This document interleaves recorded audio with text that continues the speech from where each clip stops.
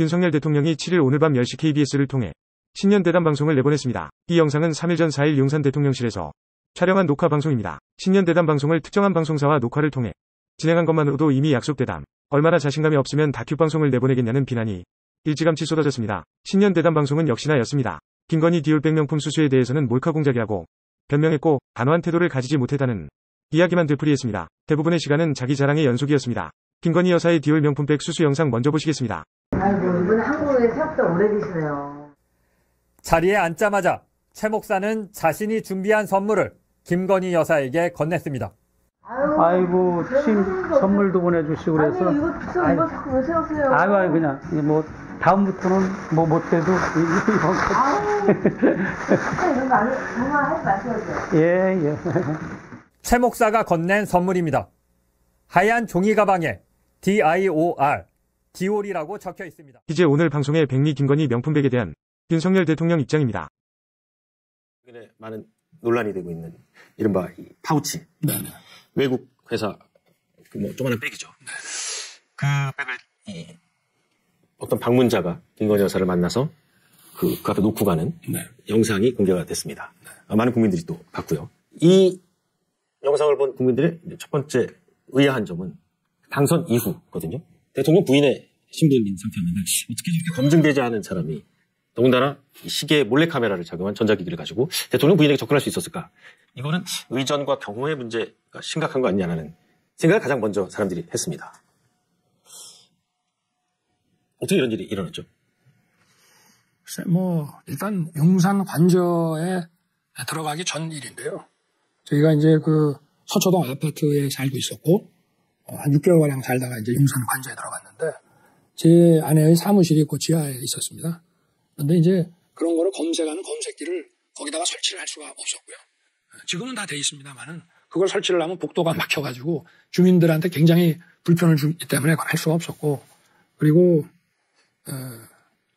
제 그 아내가 중학교 때 이제 아버지가 돌아가셔가지고 아버지와의 동양이고 친분을 이렇게 얘기를 하면서 방문을 접근했던 사람이. 네, 그래서 제가 볼 때는 거기에다가 또 저도 마찬가지고 대통령이나 대통령 부인이 어느 누구한테도 이렇게 탁절하게 대하기는 참 어렵습니다.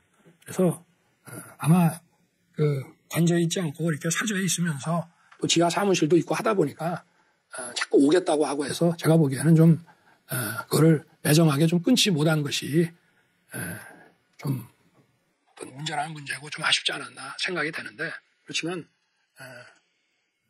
저한테 만약에 미리 이런 상황을 얘기를 했더라면은 조금 더 저는 아직도 이 26년간 그 사정 업무에 종사했던 그 DNA가 아직도 남아있기 때문에 저라면은 조금 더 좀 단호하게 대했을 텐데 제 아내 입장에서는 그런 여러 가지 상황 때문에 물리치기 어렵지 않았나 생각이 되고 좀 하여튼 아쉬운 점은 있습니다. 왜냐하면 국민들께 또 이거를 상세하게 설명드리기도 좀 사실은 지금도 이게 시간이 좀 짧은데 정말 이거 하나만 가지고 국민들께서는 직접 제 입으로 자세하게 설명해 주시기를 바랄 수 있겠지만 그것이 또 나올 수 있는 또 부정적인 그런 상황도 있습니다. 그러나 하여튼 앞으로는 지금은 이제 관저에 가서 그런 것이 잘 관리될 뿐만이 아니라 조금 더 하여튼 선을 분명하게 국민들께서 하여튼 여기에 대해서 좀 오해하거나 불안해하시거나 걱정 끼치는 일이 없도록 하여튼 그런 부분들은 분명하게 해야 될 것 같습니다. 여당에서는 이 사안을 정치 공작이라고 부르면서 김건희 여사가 정치 공작의 희생자가 됐다라고 얘기를 하거든요. 동의하십니까? 시계에다가 이런 몰카까지 들고 와서 이런 걸 했기 때문에 공작이죠. 그리고 또 선거를 앞둔 시점에 1년이 지나서 이렇게 이걸 터뜨리는 것 자체가 정치 공작이라고 봐야죠. 그러나 아까도 제가 말씀을 드렸지만 정치 공작이다라고 하는 게 중요한 게 아니고 앞으로는 이런 일이 발생 안 하게 조금 더 분명하게 선을 그어서 이런 그 처신을 하는 게 중요하다는 말씀을 드리고 싶습니다. 그리고 탁절하게까지 누구를 대해서는 안 되겠지만 조금 더 분명하게 좀 단호할 때는 단호하게 선을 그을 때는 선을 그어가면서 처신을 해야 되겠다는 그런 것이죠. 네, 그 대통령의 의지를 더 강화하기 위해서 제도적으로 특별 경찰관 내지는 제2부속실을 설치해서 좀 시스템적으로 보좌하는 게 어떠냐라는 의견도 많이 나오는데 이 부분에 대해서는 어떤 계획을 갖고 계십니까? 저는 그 임기 초부터 감찰관은 이제 국회에서 선정을 해서 이렇게 보내는 것이고, 그건 대통령실은 받는 거. 제가 사람을 뽑고 채용하는 것은 아니거든요. 이거 가지고 민정수석실이다, 또 감찰관이다, 제2부속실이다 이런 얘기를 하는데, 제2부속실 같은 경우는 지금 우리 비서실에서 검토를 하고 있습니다. 네. 그런데 이런 일을 예방하는 데에는 별로 도움이 안 되는 것 같습니다. 어떤 제도든지 간에. 만약에 어떤 비위가 있거나 문제가 있을 때 사후에 감찰하고 하는 것이지 예방할 수 있는 건 아닌 것 같고요. 제2부속실이 있었더라도 제 아내가 내치지 못해가지고 자꾸 오겠다고 하니까 사실상 통보하고 밀고 들어오는 건데, 그거를 적절하게 막지 못한다면은 제2부속실이 있어도 만날 수밖에 없는 거 아니겠습니까? 그래서 그거는 저나 제 아내가 이런 이제 앞으로 국민들께서 걱정 안 하시도록 어떤 좀 사람을 대할 때 좀 더 명확하게 단호하게 해야 된다는 그런 점이고, 어쨌든 이런 제2부속실을 비롯한 그런 제도들은 지금 검토를 하고 있습니다. 알겠습니다.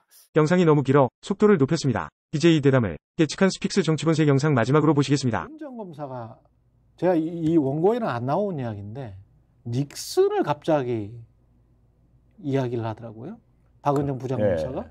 닉슨이, 그래서 제가 미국의 히스토리 채널을 찾아봤어요. 보니까 그런 게 있더만요.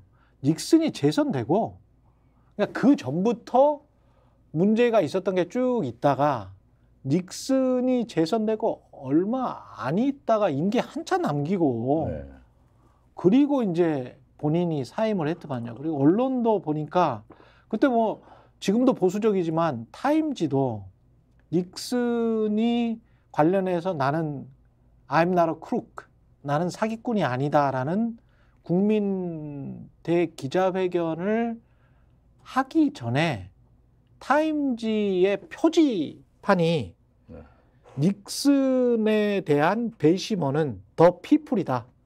국민들이다. 국민이다. 연방 대법까지 갈 필요가 없다. 그러니까 무슨 탄핵을 하든 무슨 이것까지 할 필요가 없이 본인이 결단을 내려야 된다. 국민들은 이미 판단했다. 그러니까 대통령의 기자회견, 닉슨의 기자회견 전에 그 보수적인 타임지가 표지 스토리로 그렇게 올렸더라고요. 미국의 민주주의라고 하는 거죠. 이미 국민들이 판단했다라는 그렇죠. 민심이죠, 민심. 민심이라는 거죠. 그렇기 때문에 김대중 대통령도 정치인은 자기 생각이 중요한 게 아니라 국민의 생각, 그렇죠. 민심이 중요한 거다.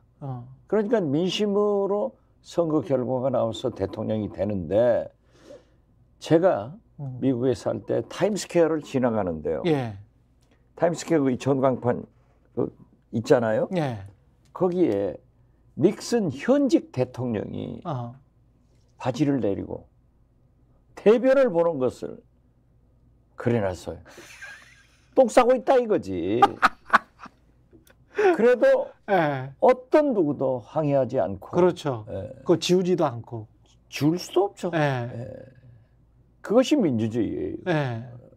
근데 서대문구인가 어딘가에서는 김건희 여사 관련해서 수사를 해야 된다라고 하니까 그 플랜카드를, 현수막을 그냥 철거를 해버렸잖아요. 그렇죠. 지금 그런데 최근에 저는 아주 스픽스는 말하는 언론입니다. 대세는 유튜브, 그중에서 스픽스. 좋아요, 댓글, 구독, 알림 설정.